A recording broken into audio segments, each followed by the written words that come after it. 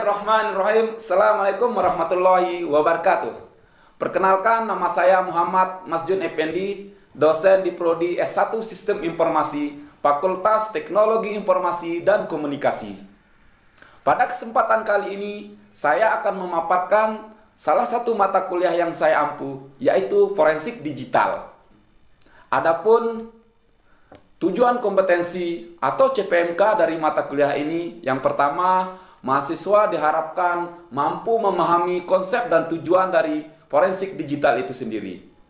Yang kedua, mahasiswa diharapkan mampu memahami prosedur-prosedur dalam penanganan barang bukti digital. Yang ketiga, mahasiswa diharapkan mampu menggunakan software forensik digital guna untuk mengelola dan menganalisis barang bukti digital. Selanjutnya, yang keempat, mahasiswa diharapkan mampu menjelaskan barang-barang bukti yang sah secara hukum. Dan yang kelima, mahasiswa diharapkan mampu mencari dan menemukan barang bukti digital yang ada pada media elektronik. Selanjutnya, yang keenam, mahasiswa diharapkan mampu memahami konsep atau penyusunan dalam membuat suatu laporan, tentunya untuk diterima di mata hukum nanti. Yang terakhir atau yang ketujuh, mahasiswa diharapkan mampu memahami kode etik atau etika menjadi seorang investigator atau saksi ahli di bidang forensik digital. Kemampuan akhir yang diharapkan setelah mahasiswa mengikuti perkuliahan ini yaitu mereka kompeten atau ahli di bidang forensik digital. Untuk materi pembelajaran tentunya kami memulai dengan kontrak dan pengantar perkuliahan. Adapun bahan kajian inti dari mata kuliah forensik digital ini bisa dilihat di sebelah sini dan di sini. Untuk sistem pembelajaran atau mode perkuliahannya, kami memakai mode offline atau tatap muka. Dan kemudian kami memakai mode online melalui LMS dan Zoom Meeting. Seluruh materi perkuliahan, tugas maupun diskusi bisa diakses melalui learning.utm.ac.id. Adapun metode yang kami gunakan yaitu pertama, Discovery Learning, Based Project Learning, Small Group Discussion. Interaksi dosen dan mahasiswa menjadi poin utama dalam proses perkuliahan ini sesuai dengan semangat kurikulum MBKM, di mana output pendekatan Based Education menuntut mahasiswa berperan aktif. Hal ini bisa diimplementasikan melalui aktivitas diskusi maupun presentasi dari mahasiswa. Untuk sistem penilaian pada mata kuliah ini kami mengambil dari 5 komponen.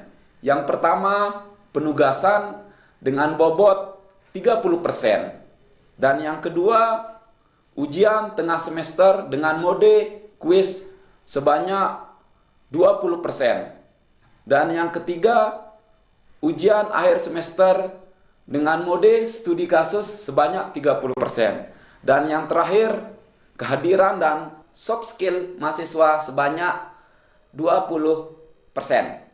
Setelah ini, saya akan tampilkan contoh pelaksanaan kegiatan proses mengajar saya di kelas. Selamat menyaksikan. Terima kasih. Bismillahirrahmanirrahim. Assalamualaikum warahmatullahi wabarakatuh. Selamat siang dan salam sehat untuk kita semua ya. Mudah-mudahan di siang hari ini kita dalam keadaan sehat walafiat ya. Mungkin ada beberapa temannya yang nggak masuk atau karena ada sesuatu dan lain hal ya. Mudah-mudahan lekas diberikan kesembuhan dan kemudahan ya. Oke. Ada temannya mungkin yang nggak masuk ini? Ada ya? Ada ya? Oke. Nanti diinformasikan saya nanti di akhir perkuliahan ya. Oke. Adapun untuk hari ini kita akan coba membahas tentang digital forensik itu sendiri ya. Forensik digital itu seperti apa. Jadi tujuan dari materi kali ini adalah kita akan membahas apa sih forensik digital, konsep forensik digital itu seperti apa.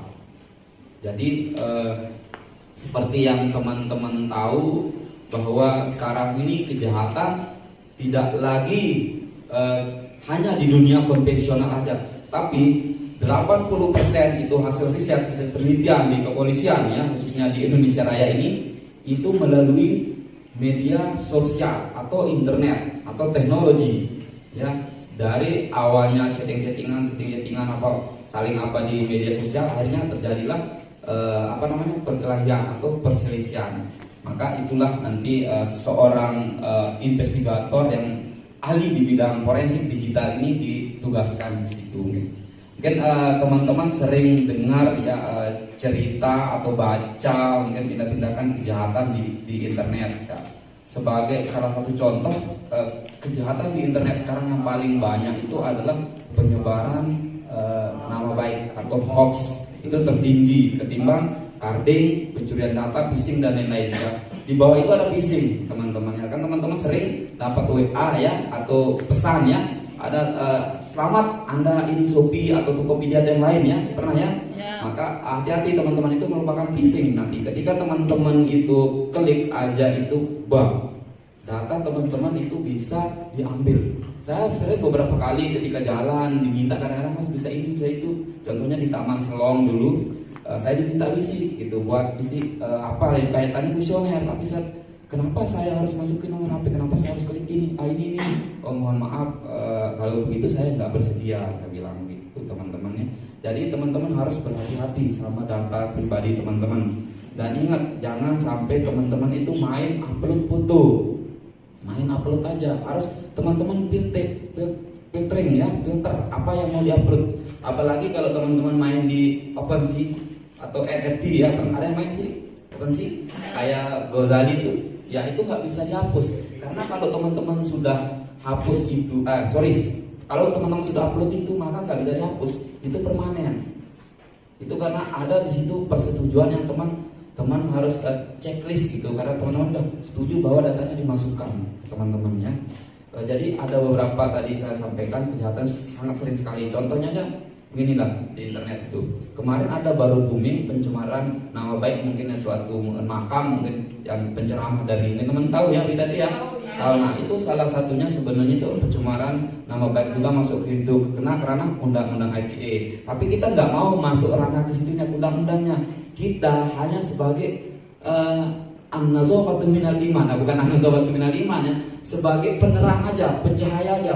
Mau gimana yang gelap itu kita buat jadi terang. Maksudnya di sini bukti yang remang-remang itu kita perjelas. Misalnya tadi kan videonya mungkin dipotong-potong atau di mana, itu kita bagaimana asal usulnya, itu yang kita mau gali di situ. Itulah fungsi dari seorang investigator di bidang forensik digital ini teman-teman ya. Oke, kira-kira apa itu forensik digital atau what is forensik digital? Ada yang bisa bantu, Mas? Bisa bantu? Apa itu forensik digital kalau menurutnya Mas? Nggak apa-apa ya, bebas. Ya silakan Mas. Dengan Mas siapa? Mehdi Alfaragi. Wahyudi. Mehdi Alfaragi. Oh Mehdi, sorry Mas Mehdi ya. Oke Mas Mehdi, apa menurut Mas Mehdi digital forensik itu apa? Saya adalah pencarian tentang barang bukti yang telah hilang. Oke, pencarian barang bukti yang telah hilang. Itu aja? Oke, bagus Mas Mehdi. Ya, ada lagi mungkin yang dari cewek? Boleh, nggak apa-apa gitu ya. Apa aja gitu ya, apa aja yang ditahu lah gitu, tentang forensik digital itu seperti apa. Dari cerita tadi. Ya, silakan Mbak, siapa? Maya Ardiana. Maya, ya. Mbak Maya ya. Ya. Menurutnya Mbak? Digital forensik adalah penyelidikan yang dilakukan untuk menemukan bukti dalam bentuk digital. Oke, terima kasih ya Mbak Maya tadi ya. Oke, ada lagi di belakang mungkin? Ada, Mas? Mbak, ada? Nggak apa-apa ya, salah benar itu urusan belakang teman-teman ya. Yang penting teman-teman sudah apa yang teman-teman bisa pahami dari cerita tadi gitu teman-teman. Oke, kita lanjutkan. Udah bagus, terima kasih Mas Bedi sama Mbak Maya sudah ngebantu ya. Oke, kemudian ini kita bisa lihat di sini ya, sebelum kita lanjut apa sih itu forensik digital ini ada beberapa aspek yang ada dalam sebuah forensik digital ini. Yang pertama, forensik digital ini adalah suatu cabang dari ilmu forensik. Karena forensik itu banyak sekali teman-teman. Ada forensik linguistik atau bahasa, forensik akuntan atau keuangan, dan forensik yang lainnya. Forensik kedokteran juga teman-teman tahu ya. Jadi mempunyai tupoksinya masing-masing. Kalau kita di sini tadi disebutkan bentuk digital ya, itu udah bagus sekali ya. Nanti kita bahas apa itu digital, apa itu elektronik ya. Oke, kemudian adanya tahapan yang dilakukan tentunya dalam melakukan investigasi itu kita punya tahap-tahapan, tidak main ada datanya ambil, enggak, ada aturannya, ada rule-nya. Nanti next pertemuan kita akan bahas rule-nya seperti apa. Karena kalau kita main copot-copot aja itu bakalan tidak diterima di mata hukum. Nah, maka kita punya prosedurnya sendiri untuk menarik barang bukti itu.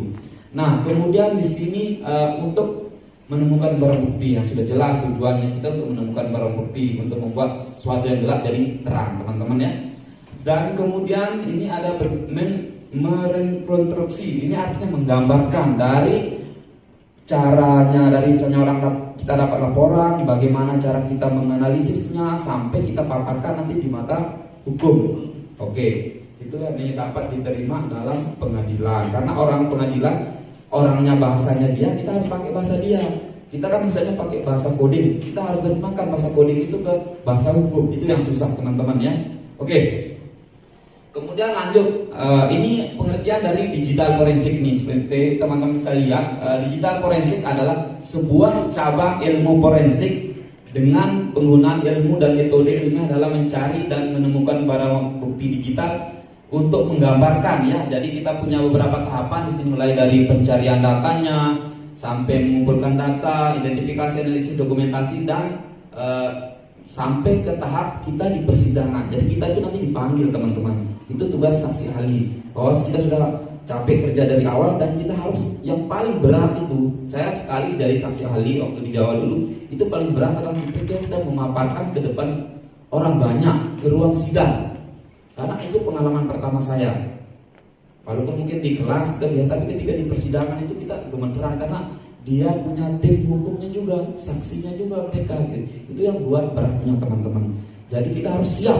Sebenarnya kita itu tugasnya kita ya, kalau memang itu benar adanya ya udah kita ungkapkan. Jadi nggak ada kebohongan. Tapi kalau yang tanda kutip yang lain ya Allah walam sawab ya, kita nggak tahu. Intinya kita sesuai dengan kemampuan kita, kompeten kita. Itu yang kita omongin di depan hukum itu, bahwa ini loh yang saya temukan. Kalau masalah dia diterima atau tidaknya itu urusan belakangan teman-teman ya.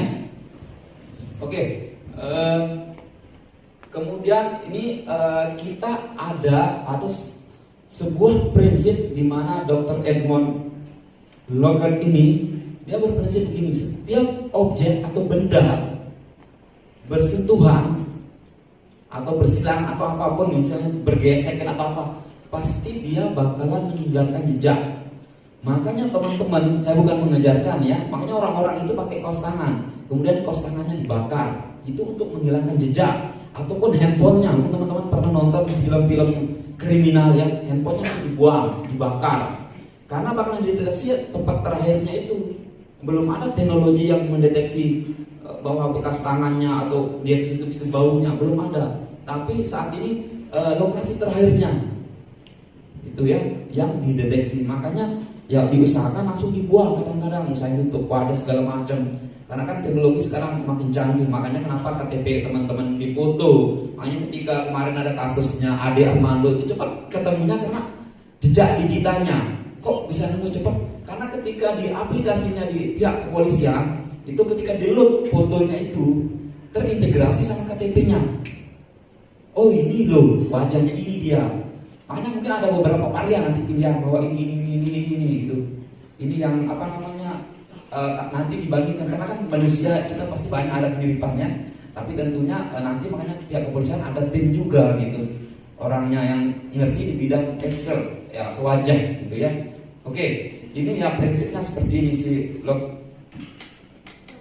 Iya, silokan ini. Nah, ini ada beberapa sejarah dari forensik digital itu teman-teman ya. Ini mulai dari ditemukannya sidik jari itu pertama kali ditemukan ilmu forensik ini mengenai sidik jari dulu di salah satu negara di Inggris kalau nggak salah ini itu si Francis Galton ini memecahkan suatu kasus itu kriminalan kejam sekali pembunuhan gitu ya, dia pembunuhan berantai yang teman-teman tonton filmnya ada di sini, filmnya Sherlock Holmes ya, mungkin teman-teman tahu ya. Ya itu seperti itu, dan juga film-film dari Korea banyak sekali, mungkin pernah teman-teman nonton filmnya yang berbau ini Korea, misalnya kayak Hunter, apa namanya Hunter itu ya, saya lupa. Nah, City Hunter kan ada berbau-bau ininya sedikit gitu, tapi ada lagi yang lebih keren lagi mengenai ini ya. Oke, kemudian di sini FBI pada tahun 32 membuat suatu lab forensik ya. Oke, kemudian ini ada beberapa tadi saya sampaikan ilmu forensik digital ini sangat banyak sekali teman-teman ya. Jadi teman-teman yang sebelumnya kita di sini sebelum saya tutup ini teman-teman ya. Jadi pinter-pinter kita teman-teman sebagai seorang saksi ahli, sebagai seorang investigator ini. Karena teman-teman ketika barang bukti itu kan ada berbagai bentuknya. Tentunya kita pasti harus menemukan dulu yang namanya haknya, bentuknya, fisiknya mungkin ya. Fisiknya dulu biasanya kalau kejahatan saya pasti CCTV-nya dulu kan dicari kan di situ kan. Kemudian tapi tergantung kejahatannya teman-teman ya. Kalau kejahatannya misalnya lintas negara ataupun yang berbau tadi fisik segala macam, tapi tetap nanti dibutuhkan fisiknya. Ya, seperti yang kemarin saya cerita itu ada kejahatan yang pencemaran nama baik, tentunya HP-nya kita ambil kemudian kita akuisisi gitu ya. Di materi selanjutnya kita akan bahas. Contoh ini kayak begini ini atau yang baru mungkin sekarang tuh ada yang terbaru kayak masker juga ada bentuknya kayak masker. Ada maksudnya kayak teman-teman pernah main apa namanya itu ya? Rubik ya. Itu kan kalau teman-teman pernah nonton filmnya siapa saya lupa ya yang kabur ke Rusia itu siapa namanya saya lupa ya intinya. Snowden itu ya, Snowden kalau nggak salah itu kan dia benar itu namanya ya datanya CIA ya kalau dia masuk ke markas itu dia pura-pura main ini gitu. Itu memang walaupun seketat-ketatnya pertahanan tetap bisa dibobol karena itu buatan manusia. Dia tidak bisa bobol secara by system. Kan Snowden datang langsung karena dia bekerjanya. Maka dia bakalan tancapkan flash disknya itu di server itu. Karena teman-teman mesti nonton, pasti dia datang langsung ke tempatnya, servernya itu datangkan. Karena mungkin pertahanannya itu sangat-sangat ketat sekali teman-temannya. Oke, sebelum saya akhiri atau tutup, mungkin ada pertanyaan dulu dari teman-teman. Ada yang ditanyakan mengenai forensik ini? Silakan, Mas ini, yang mungkin Mas ya, Mas ada yang ditanyakan? Ya, silakan Mas Medi lagi. Silakan Mas Medi, ada yang ditanyakan? Bagaimana forensik ini dapat menemukan barang bukti yang sudah hilang? Yang sudah hilang, ya betul itu tantangan kita betul. Yang sudah hilang ya. Oke, ada lagi yang ditanya yang nanya? Oke, mana Mas siapa? Hamid. Mas Hamid, ya Mas Hamid gimana? Mengapa forensik digital tersebut diperlukan dalam penyelidikan berbagai kasus? Oke, berbagai kasus ya semua ini ya. Oke, ada lagi? Itu dulu ya. Yang dua pertama saya jawab mungkin dari Mas Meni ya betul sekali ya. Ada beberapa tantangan kita bagaimana ketika barang buktinya hilang. Maka setiap buah benda tadi kita kembali ke prinsipnya si Mon ini. Nah, saya panggil aja Mon, Dr. Mon ini. Ketika dua objek atau benda bergesekan atau bertemu, maka tetap bakalan menimbulkan jejak. Sebagai contoh aja begini ya, bagaimana cara kita misalnya Mas ini ya melakukan kejahatan lewat handphone ya. Makanya kalau kita penjahat ini nggak pinter IT, cepat ditangkap. Tapi kalau Masnya kurang paham IT, cepat tertangkap. Ya kalau paham ya susah. Maksudnya begini, misalnya Masnya ngelakuin kejahatan, contohnya carding ya. Dia carding. Contoh saya ambil kasus di kakak tingkat saya dulu. Dia beli barang yang hampir 500 juta, dia beli helm dari Itali. Kok tiba-tiba dia bisa ditangkap? Nah, caranya itu orang-orang biar cukai itu anak kos alamatnya. Kok masa dia beli helm 500 juta? Nah, akhirnya ditelisik alamatnya begini langsung di itu secara konvensional ya. Tapi ketika misalnya kejahatannya ini berbau bidangnya kayak kasus kemarin sempat misalnya di pas bobol KPU itu ganti-ganti kepalanya KPU segala macam ya. Oke, ataupun mungkin kejahatan DDoS segala macam, caranya itu pertama itu dibaca adalah IP-nya. Misalnya, makanya langsung tergantung orangnya, tapi tetap bakalan nemu misalnya IP-nya dibaca. Oh, dia kadang-kadang orang pasti nanya di warnet, kebanyakan orang-orang kejahatan ini nggak mau dia di rumahnya dia di warnet. Ketika dia main di warnet itu kan IP-nya kebaca di situ, di map, langsung didatangkan. Rata-rata sekarang warnet punya CCTV, pasti itu ada jejaknya di situ. Maka itu yang bakalan ditelisik sama pihak kepolisian.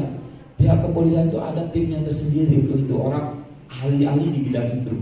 Seperti itu, misalnya log-lognya di situ dijelajah. Misalnya dia ngelakuin tindakan kejahatan pencurian uang misalnya atau money laundering, itu dilihat di track. Makanya dia bekerja sama pihak bank. Itu ya, dia kerja sama pihak bank.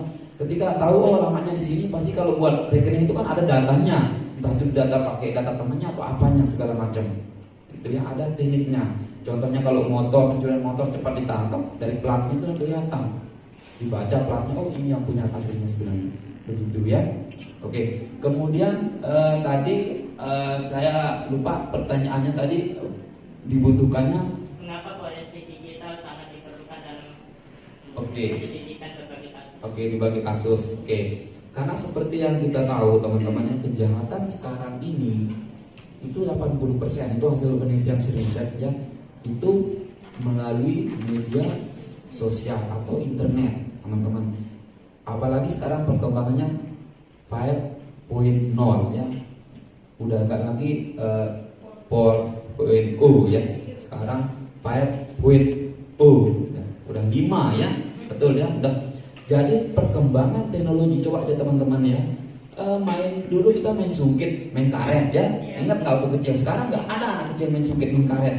Anak-anak sekarang Main HP, sibuk sama gadgetnya, itu bahasa sederhananya.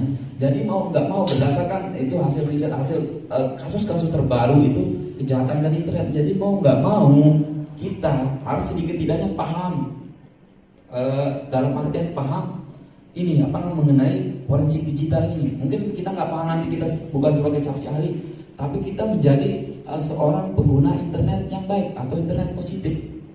Ya, bagaimana menggunakan internet itu? Sekarang kan buzzer lagi booming teman-teman, apalagi di zaman mau pemilihan, itu buzzer itu mahal bayarannya teman-teman. Jadi kalian bayar ya buat ngerikin, misalnya si Mas Ahmad mau jalan jadi gubernur. Nah, coba teman-teman lihat aja kalau ada DPD atau DPR, temannya yang ada di WA, pasti dia bagus-bagusin gitu. Itu salah satunya buzzernya secara tidak langsung. Makanya orang-orang yang banyak Instagramnya atau followersnya pasti harganya mahal, karena dia secara tidak langsung sudah menjadi influencer. Influencer itu apa? Influencer itu menarik tarik orang untuk mengikuti dia. Ya tentunya kalau kita nggak pungkiri, pasti orang-orang yang terutama cewek-cewek ini, apalagi kalau dia ini gitu ya. Oke, mungkin itu teman-teman ya, sedikit dari saya. Mungkin saya simpulkan aja teman-teman ya. Jadi ilmu forensik ini adalah secara umumnya saya simpulkan ya, bagaimana kita sebagai seorang ahli dalam bidang itu menemukan barang bukti itu. Ya tentunya mulai dari tadi tahapannya ada beberapa, dari pencarian sampai kita presentasikan di mata hukum. Itu tugasnya kita sebagai seorang ahli forensik digital ini teman-teman ya. Mungkin cukup itu dari saya ya teman-teman. Thanks for attention. Assalamualaikum warahmatullahi wabarakatuh.